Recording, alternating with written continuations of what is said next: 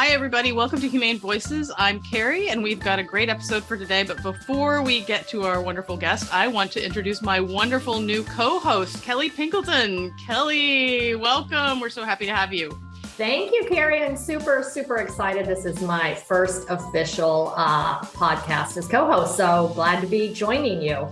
Fantastic. I'm going to make you do all the heavy lifting today and for the foreseeable future. Not a problem, Carrie. Step back. I got this. Excellent. All right. I'm just going to leave, actually. Let's not do that. Would you like to introduce today's topic? I would love to. So I'm very excited that we have a go-to subject matter expert with us today, Josh Balk, who is the Vice President of Farm Animal Welfare for the Humane Society of the United States.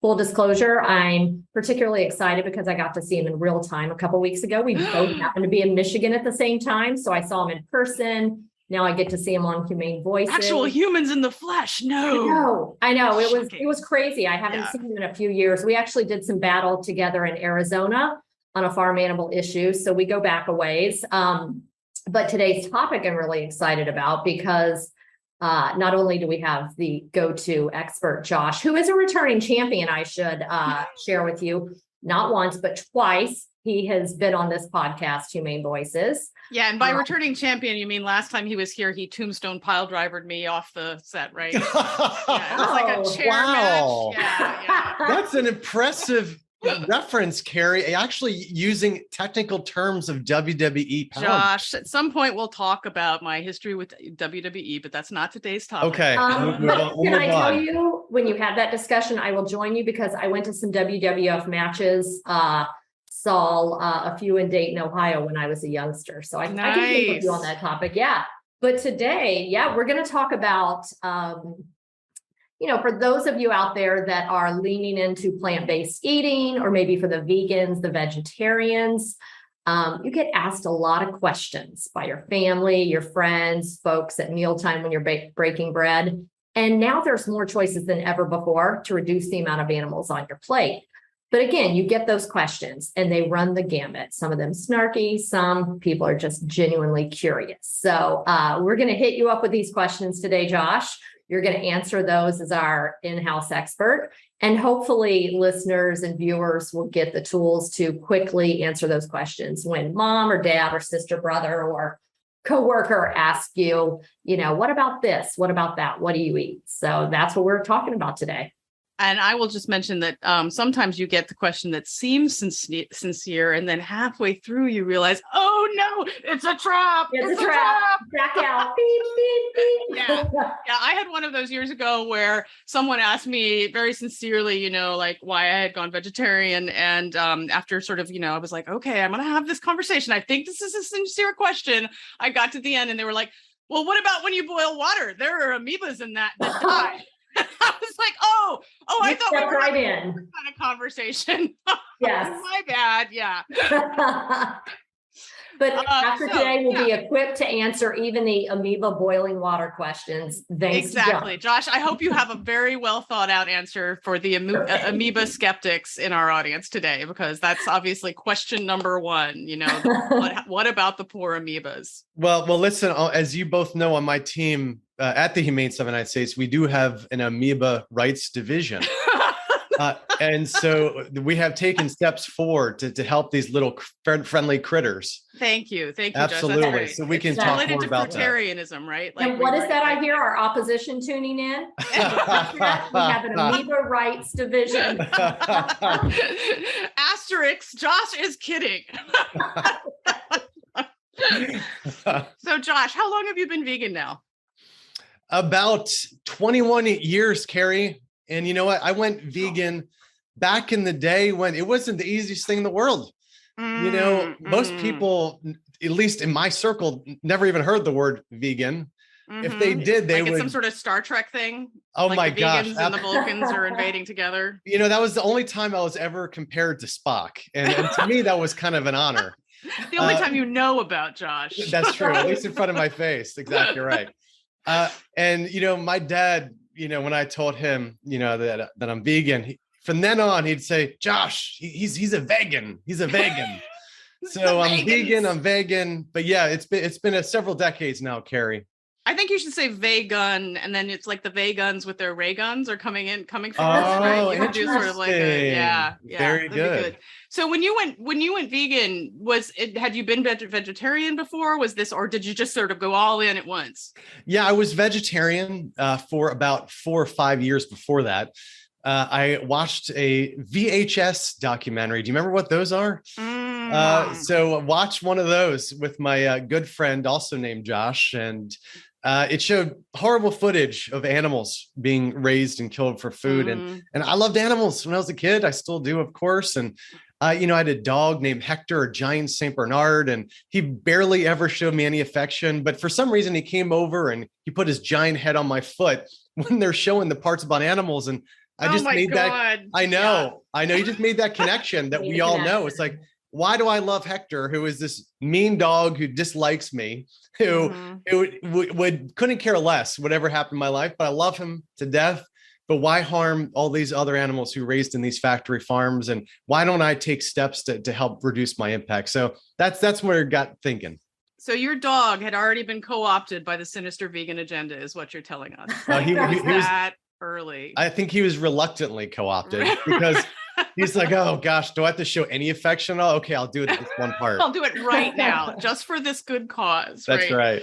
So Josh, if you've been vegan that long, I mean, like you've been vegan since the days when vegans had to, walk across the cold field, jumping cow patty to cow patty to reach like a source of soy, right? Like that was the early days. That's right. I had no idea what to eat. I didn't have any friends who were vegan. I mean, I got to tell you, back in the day, to show you how pathetic I was, like I would get tofu and just put ketchup on it and just eat it. Raw tofu? Is this just a block of raw tofu? Obviously, Kelly. Yeah, raw tofu. But that shows your love for Hector. I mean, that is true. I didn't go. Yeah. I didn't want to let Hector's Hector looking go. at him like, what have I done? Even Hector was like, you've gone too far. You've gone too far, Josh. So how have things changed since then? Yeah. Oh my gosh. Night and day. Back then I couldn't go to any mainstream grocery store and go even to the meat section where they now have entire plant-based sections within the meat section. Yeah.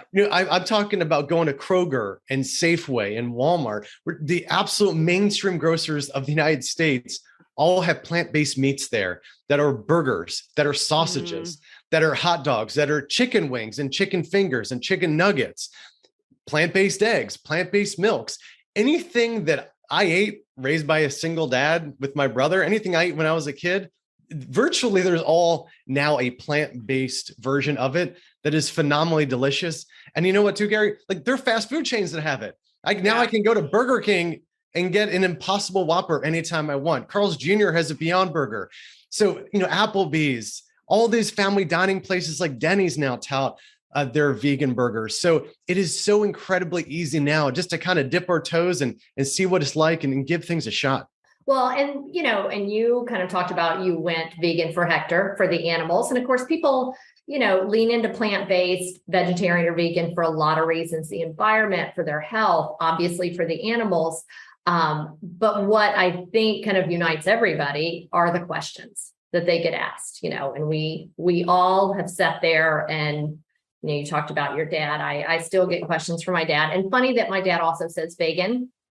He will tell people, my daughter is vegan. What can she eat here? He's almost proud, but yes. Yeah. So we're going to hit you up with some of the questions. Please. I'm ready. Folks ask. Yeah. Carrie, do you want to kick off the first one? Sure. I'll go for it. All right. So this is the most common one that I got when I was first doing this. And I think the first time I went vegetarian, I think I was about 12. And my mom immediately was like, you won't get any protein. So, so I'm curious, where do vegetarians and vegans get their protein, Josh? How are you not just collapsed in the middle of the road for lack of nutrients and sustenance? Yeah, I got to tell you, Carrie, when people ask that, they also use like the most dramatic situations, like in the middle of the road. Or it's like, oh, that's where I collapse. Got it. Okay. Right, of course. In traffic, of course. Like you need the protein right when you're going to avoid a speeding car and you just don't have it. like it always happens to all of us. Like that's when the protein just pushes us off to the sidewalk and saves our life. So yes, you're right. That is the most common question. And you know what? At first I had to take that like super seriously because when I went vegetarian, at least I had hopes and dreams of becoming a baseball player. And so I was asked that from my dad, bring up my dad, who, if he listens to this, I love you, Dad, so much. He understood, to ask questions. Like he was being very inquisitive, and he's like, "All right, great. You want to be a baseball player, Josh? Like, where are you gonna get your protein?" Well, you know what it turns out? It turns out that if there's one thing Americans have no problem getting, it's protein. Like we have deficiencies in fiber, in vitamins, in minerals, and antioxidants. Like you name the type of health deficiencies, Americans, we have it. Yeah. But the one thing we don't is protein deficiencies. And it goes beyond just the amount of animal products we eat, because you know why? There's protein in virtually everything we do eat. Yeah. Like vegetables actually have protein in it. And, the plant-based meats that we talked about, they all have as much protein as the animal-based versions have.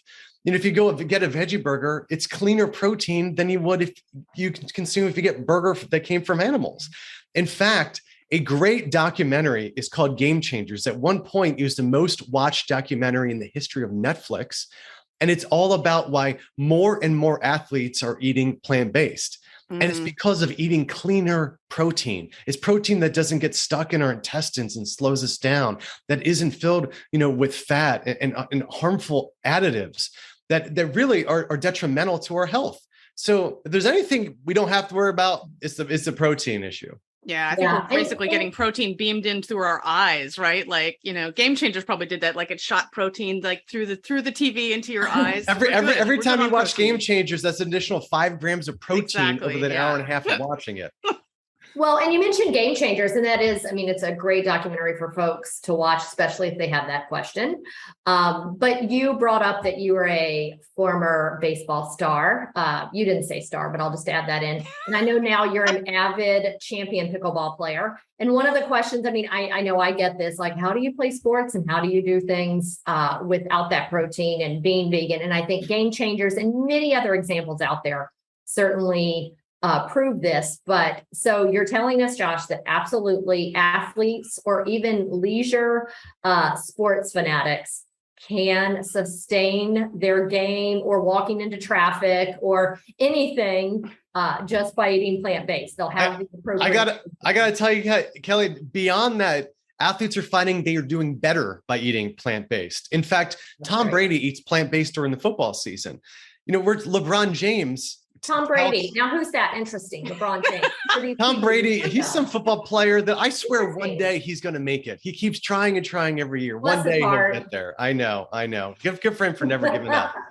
So not only does he talk about that, eating plant-based. In fact, he's been involved in a plant-based delivery food service. That's how much of a. And by been involved, you mean he actually shows up at your door and brings you like plant-based things. It's like a lottery. You order a football right in front of your eyes. That's right. It's like, oh, very good, Carrie.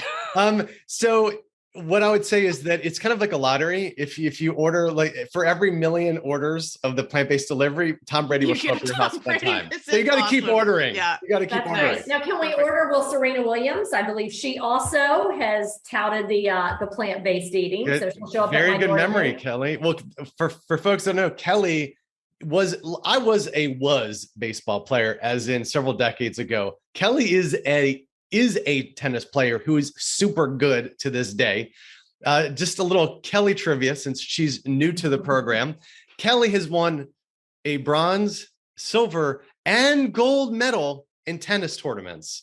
And so guess what? Kelly's doing that eating plant-based. Serena Williams is doing that plant-based. Tom Brady, LeBron James touting plant-based. Yes, it actually makes us have more energy. That's great. And for takeaways, I hope you all, arm yourself with these answers when you get asked questions. But my takeaway today is going to be, I was mentioned in the same lights as Serena, LeBron James, and Tom Brady. So Josh, I'll be indebted. We'll let you come back for a third time just for that. So My another takeaway is question- looking up pickleball later on, because I have no idea what that is. And I didn't know there was an elite pickleball thing in the world. I'm just gonna, Josh will have a different take, but it's tennis wannabes. It's for those that can't play the sport of tennis. No, I have the same take. I agree. I was hoping it involved like whacking pickles back and forth over a net or something. That I mean, that's the vegan version of the American pickleball okay. sport. All right, good, Yes, good. Yeah. yes. But I like the way that ties in. Yeah. So here's a question, and I know I've gotten this. Carrie, I'm sure you've gotten it, and Josh, I know you've gotten it. But so animals, aren't they there for us to eat? Isn't that why they're there? Haven't we always eaten animals? Oh gosh. You know what?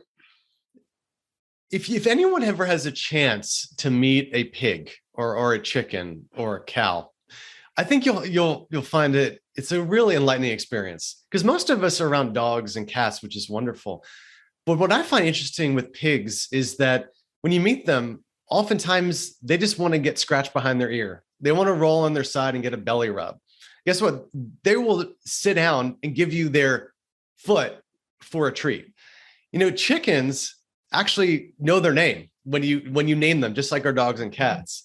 In fact, I have a friend who adopted some chickens who came from a factory farm, and she taught her chickens that when she throws a deck of cards to peck at only the Queen of Hearts.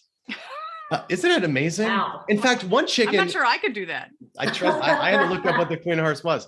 So, one chicken, was taught during our famous Prop 12 campaign in 2018 that there was a card that said yes and a card that said no. And every time the person said, hey, should people vote yes or no on Proposition 12, the ballot measure to help animals, the chicken would go over and peck on the yes, no matter where the card was. So these are highly intelligent animals. They're curious, they're inquisitive, and they're very caring and loving. And the more you get to know them, the more you realize they're not that different than the dog in our house who also likes a belly rub, who also likes to scratch an ear, who also likes to do a trick for a little treat, who also likes to cuddle. And so these animals want to live for their own reason. They want to be happy. They don't want to feel pain. And sadly, most animals who are raised and killed for food do experience a tremendous amount of pain and suffering.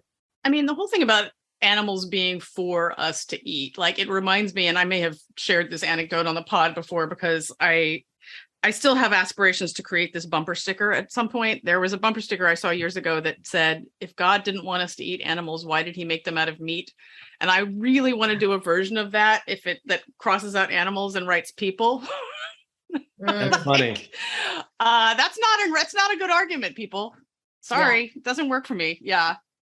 Yeah. And what's also interesting about it is that, I mean, if you look at just the scientific studies, the more meat that we eat, the unhealthier we are. It leads to greater risk of the leading causes of death in the United States, heart disease and cancer especially. And so if we were meant to eat animals, then we were meant to get horrible, horrible diseases that cut our lives short, including probably many of our friends and family members who passed away because of eating a super unhealthy diet. The good news, though, is that we can be kind to animals by moving away from eating them and also be healthier. And isn't that a good thing? Can you imagine that? Like, it would be a much more challenging argument. It's like, you know what? We're going to have a higher risk of heart disease and cancer if we stop eating animals. That would be a much more challenging argument to stop eating animals. The good news is it's not only better for them to not have to be raised and killed in factory farm slaughterhouse, but it's also better for us too. Yeah, I think that's a great point. And you mentioned, earlier, alternatives and just how I think that the game has dramatically changed for what's at the supermarket and what we can choose to have on our plate. But the one question, I think this is in the number 2 spot of, what about the protein that I think we get asked and so common as, well, but what about, don't you miss cheese? What about cheese? I find that is asked often. So what about that? Is. Well, you're right. It is asked often. Here's a couple of things that I would say. It's like, listen, if you really can't move away from eating cheese, then move away from eating everything else. Hey, it's not all or nothing. Hey, listen, I think it's great when people do Meatless Monday. I think it's great when people do vegan before 6 p.m. I think it's great if, hey, I love cheese, but I'm going to be all plant-based other than cheese. That is all great. You're all part of the team. All of you are part of the team if we keep moving forward.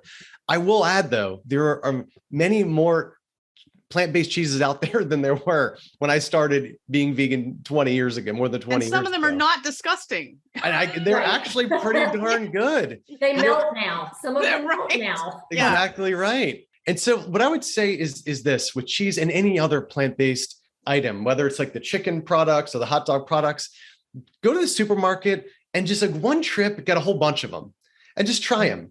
Because you know what? There's going to be one that maybe Carrie likes that I don't like. There's one that Kelly loves that Carrie doesn't like. There's one that I like, no one likes. It all comes down to our own taste. So, hey, just give it a try, fill up your shopping cart and just have a fun taste test. And I promise you're going to find a few that you actually really, really love. Yeah, I think that's a great idea to try them out. And along those same lines, we get the question, well, dairy and eggs, they don't kill the animals. So, why can't we eat those, or what's wrong with that? Or share a little bit about that. Yeah. Well, the reason why I've become a big fan of our friend Kelly here is because we worked very hard on legislation in Arizona to ban the confinement of chickens in the egg industry in tiny little cages. Most chickens in the egg industry are confined in cages about the size of our home microwaves. Imagine sticking 6 chickens in a cage the size of our home microwave. That's how most chickens in the egg industry are raised. It's cruel, it's inhumane, and it's one of the most abusive techniques that go on in factory farming. Fortunately, it's a large part thanks to Kelly, we won in Arizona and we've won in 10 other states to get these chickens out of cages. Overall, though, most eggs still come from caged chickens. Also, by the way, no matter where the eggs come from female chickens. Now, the question is, what happens to the male chickens? See, it's a different breed than chickens raised in meat production. Those are genetically manipulated to grow super obese, super fast, so they're full size at 45 days. So all chicken meat comes from baby chickens.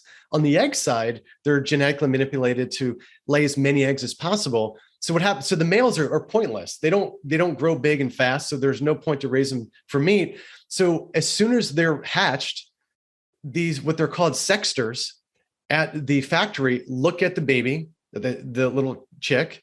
If their female, goes down one conveyor belt where they're going to most likely be put in a cage. And if they're male, they get put down another conveyor belt where they're ground up in what looks like a wood chipper.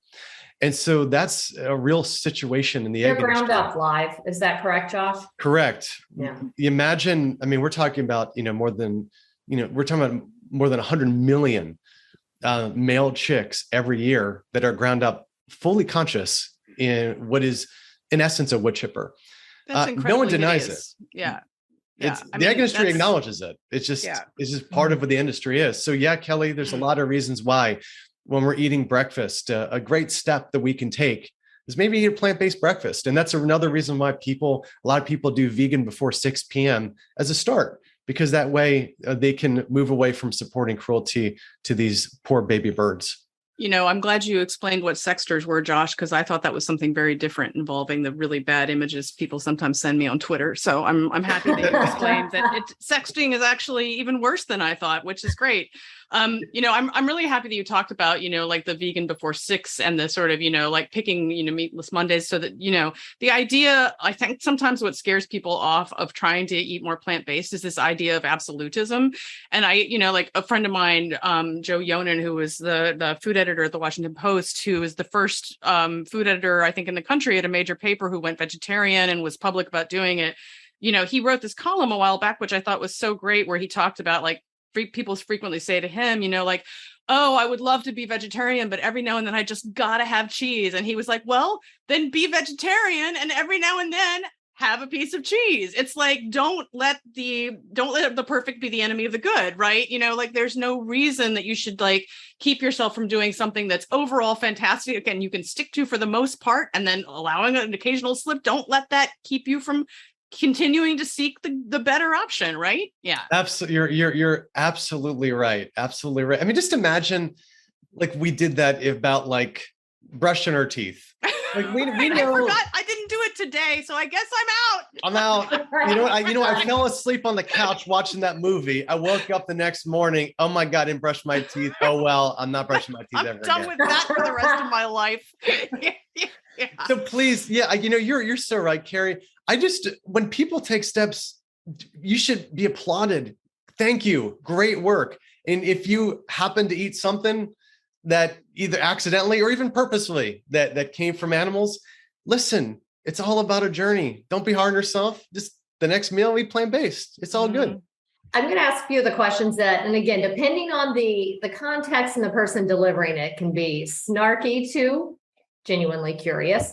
But here's a few I'm going to ask. So, you've talked about the animals and how that they feel and they, it's cruel. But what about the plants, Josh? What about the plants? Don't they have feelings? What about the plants?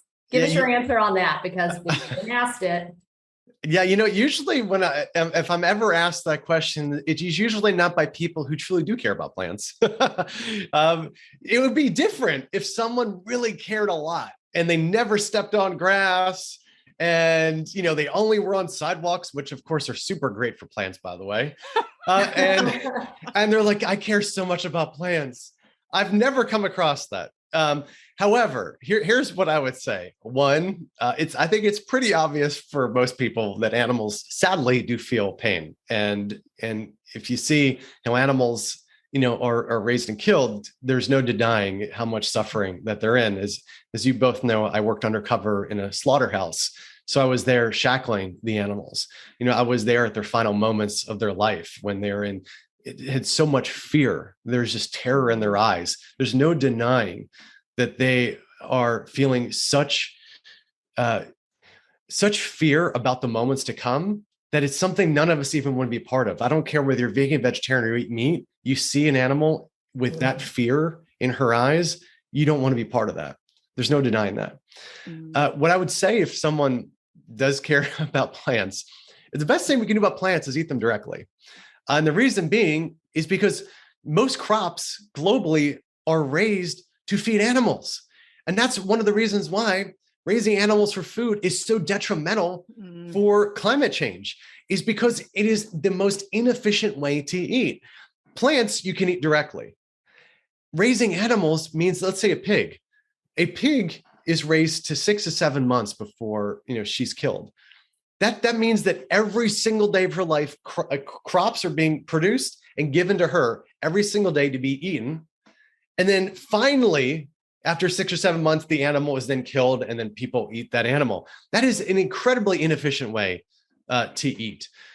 And so not only is it inefficient, it takes up so much more land because it takes so much more feed to actually produce meat than it does if we eat the plants directly. So, hey, for all the folks out there who are plant lovers, we should be plant lovers by eating them directly and not funneling through animals for months of their lives.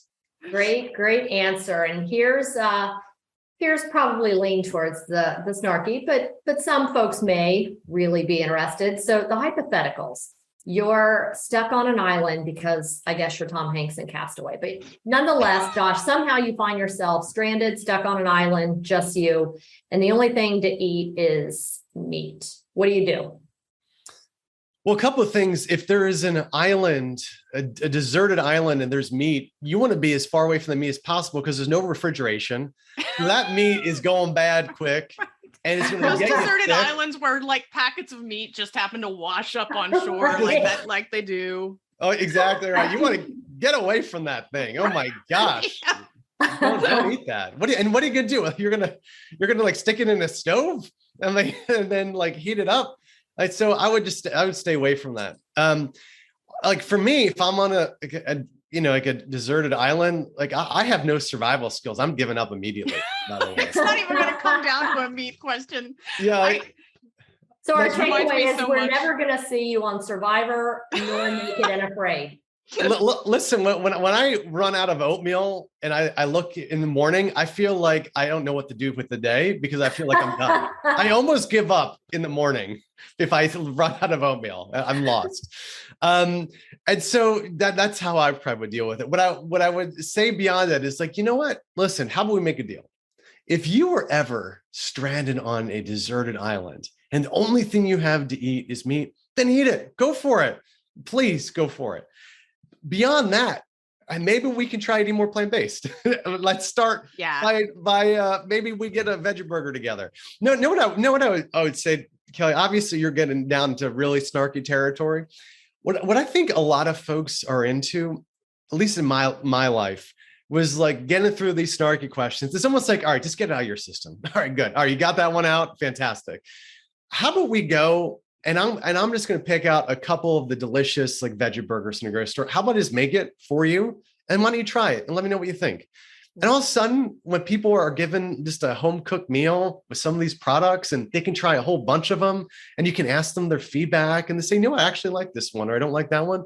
Then people's eyes start opening up, because I think folks who haven't tried, especially these new products out there, may be pleasantly surprised how delicious they taste. And the wonderful thing about these questions, it reminds me again of someone I'm going to go back to, is my dad. He's the one who used to give me some snarky questions. In fact, when it was dinner time, he used to say, Josh, dinner time, go on the front lawn. You can eat the grass. That was his standard line. That was a joke he would say, I swear, like 500 times.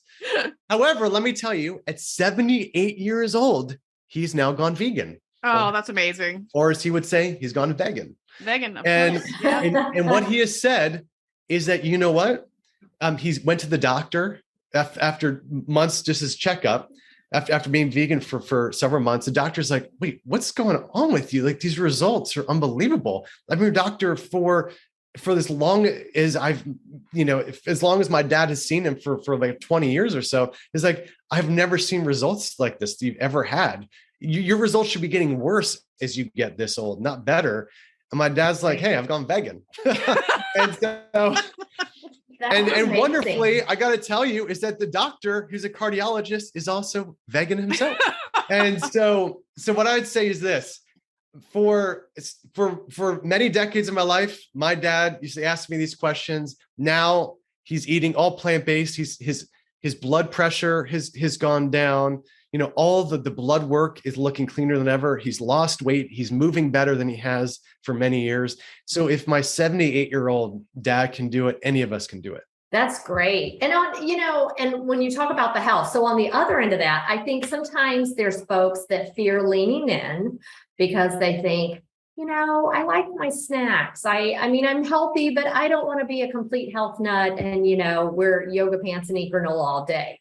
So I think we sometimes get those questions of, well, you must always have to eat healthy, or you must be inherently healthy. Just as a vegetarian, you're immediately clean and green and pristine, and you never ever do anything healthy unhealthy for the rest of your life. Yeah, and I think that's a legitimate fear people have. Like, hey, I want to sometimes be a slacker and sit and eat chips or Oreos. They're vegan. While I'm watching Netflix. So speak to that a little bit. I think folks will say, well, I don't want to always be that healthy. Can I tell you, Kelly, it's so funny because the snark goes in every spectrum. One, it goes to you're gonna collapse in the middle of the street because you got no protein and you're so unhealthy. The other end is, I don't want to be as healthy as you. I was like, which one is it here? Right. So anyway, if once they make it down to the other side, as in we're so healthy being vegan, what I can tell them is like, listen, guess what? As you said, Oreos are vegan. Go down the snack aisle. Almost everything you're going to see in the snack aisle is at least vegetarian. Most of the stuff is vegan. And hey, you know what else? Like, soda is vegan. I'm not saying that we should be doing this all the time. Oh no, Josh is shilling for big soda. Big soda, absolutely. Big soda. I never thought I'd hear it. Drink is listen. It's that corn syrup. It's just a conspiracy that it's not healthy for you. Come on, corn syrup. It's based off of corn. It's super healthy for you. Come on. You should just be drinking that. Josh is not a doctor. Yes.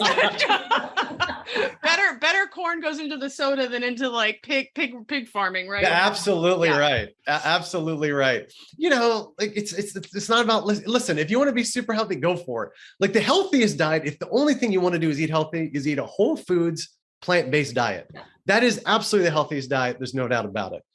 In fact, there's a great book, How Not to Die, by a former colleague of ours, Dr. Michael Greger, New York Times bestselling author. And it talks all about the scientific analysis why eating a whole foods plant-based diet is the healthiest diet we could have. Now, if you don't want to eat the healthiest diet you could have, or you do for 6 out of 7 days of the week, beyond that, hey, guess what? When you go to the movies, the popcorn, is most of the time it's vegan. Guess what? The pretzels there are vegan. Guess what? There are even Dorito brands that are vegan. And so please, most of the snacks are plant-based. Enjoy them, have a good time. It's not about being, perfect, whether it's, perfect, for the world or perfect for ourselves. Final quick question, Josh. So, and I think this is from people that are very curious and they genuinely care about you when you're having a meal with them and they say, oh, I'm sorry, I'm ordering steak or chicken. Are you okay with that? Or how is that? Yeah. You know what? I love eating meals with people who eat meat because that's the time we can talk about things. Yeah. And you know what? Like the thing is just, I think we never should ever show judgment over anybody. I'm far from perfect for me to ever show judgment. You two are probably closer than I am. And neither of you should show judgment. And guess what? None of us ever were persuaded to make change by people being judgmental over us. So what I would say is that when we're with friends, we're with family, never show judgment, be there in any situation, and just with kindness and compassion and patience. And delicious food. And delicious food. Thank you. Delicious food. Talk about the reasons why you're doing it. That's great advice, Josh. That's why you're a returning champion to the podcast. Thank you very much. You said I think I misheard you before. You said I'm a champion. I think what you probably said is I'm the champion. Yeah. I think you meant the pickleball champion. Okay, got it. That was the specific. Yeah. So before we wrap, I just wanted to Josh, just for the record, because I think this is another thing that vegetarians sometimes encounter. Can you clarify for us once and for all, are fish vegetables? Oh my God. I wish they were, but sadly fish do feel pain. So we should treat them just like any other animal. Thank you for that clarification, because it seems like it's a point of confusion for some folks. So I think it's good that we just established that now. Y'all, this has been a ton of fun. Josh, thank you so much for doing this. Kelly, thank you. And welcome to your journey on the podcast. We're so happy to have you. If folks are interested in exploring more plant-based options, please check out the many good recipes on our website. Just check out humanesociety.org and search for recipes, and you'll find a ton of really good stuff there. I'm Carrie. This is Humane Voices, and we will see you on the next episode.